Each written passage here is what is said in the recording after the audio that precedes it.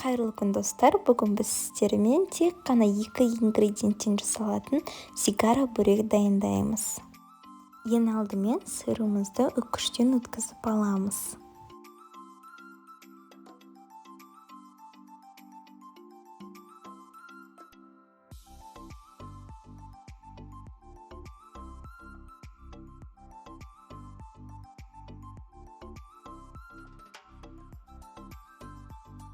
Лавашымызды видеода көрсетілгендей бірнеше бөлікке бөліп шығамыз.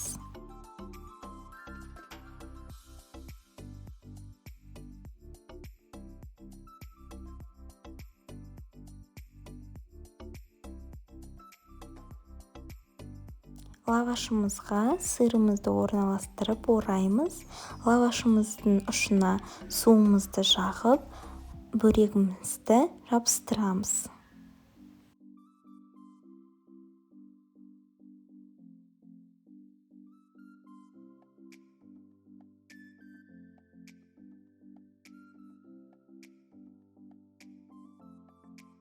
Сигара бөректерімізді майда қуырсаңыздар болады, немесе мен секілді духовкада пісірсеңіздер болады. Мен бетіне жұмыртқаның сары уызын жағып, 15 минутқа духовкаға жібердім. Біздің сигара бөректеріміз дайын. Жасап көріңіздер, астарыңыз дәмді болсын.